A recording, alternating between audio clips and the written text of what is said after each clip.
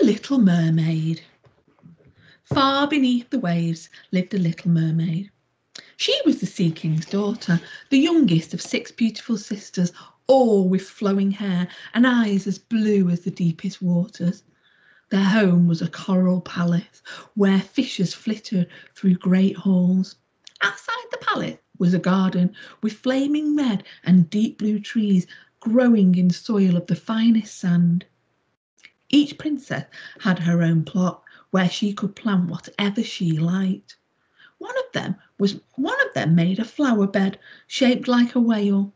The youngest made hers as round as the sun, and there she grew only scarlet flowers, as rosy red as the sun itself. She was a strange child, quiet and wistful.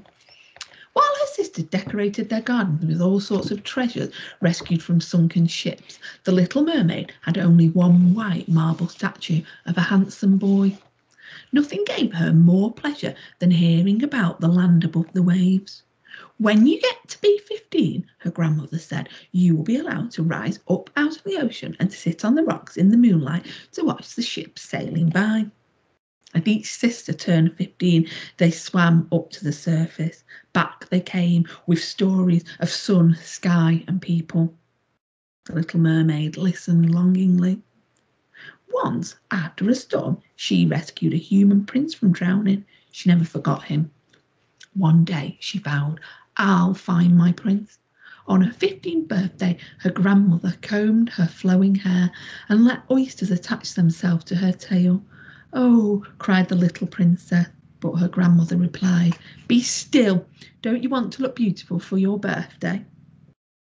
Do humans think we are beautiful? Humans? Scoffed the grandmother. They don't have tails like us, but ugly legs instead.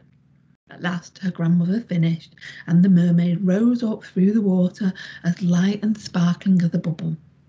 The sun had just gone down when her head rose above the surface, but the clouds still shone golden and rosy pink. The air was mild and fresh, and the sea unruffled. In front of her lay a great 3-masted ship, lively with music and singing, and brightly lit by hundreds of lanterns. The little mermaid swam up to the window of the main cabin, gazing at the crowd of brilliantly dressed people within. The most handsome of all was a young prince with big dark eyes. My prince, she thought, and love for him flooded her whole heart.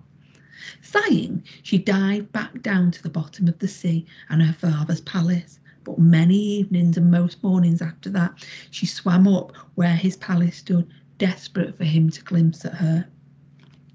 One night, her father held a court ball. Amidst the singing and dancing, the little mermaid slipped away to sit sadly in her garden. All she could think of was the prince. If I had legs, she thought, I could be with him forever.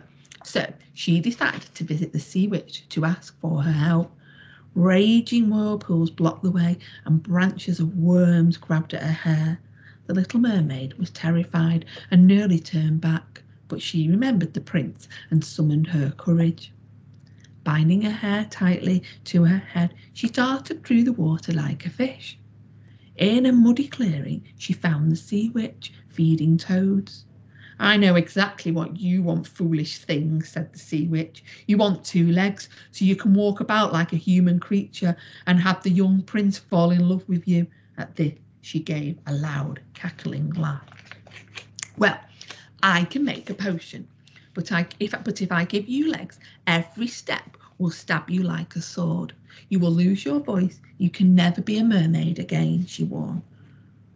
What will I have left? Asked the little mermaid. Your beauty, replied the witch. But beware, if the prince does not love you back, you will die. Do you still want the potion?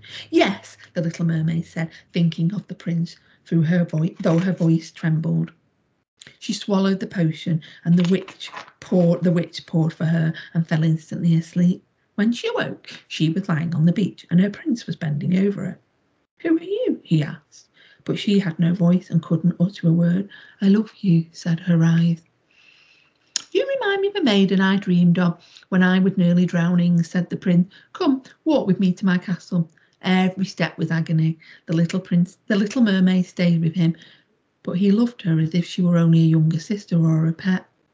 Once, walking by the sea, she saw her own sisters. "Come back," they chorused, stretching out their arms, but the little mermaid knew she couldn't return to her old life.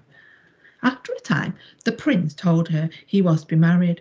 "My princess looks a little like you," he smiled. "Aren't you happy for me?"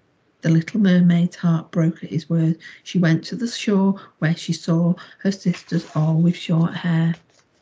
"We gave the sea witch our hair for a magic knife," they called. "If you just kill the prince, you can be a mermaid again." The little mermaid took the knife from him, but then she flung it into the foaming waves. "I could never hurt my prince," she thought. "I still love him." With that, she slips into the sea and disappeared forever.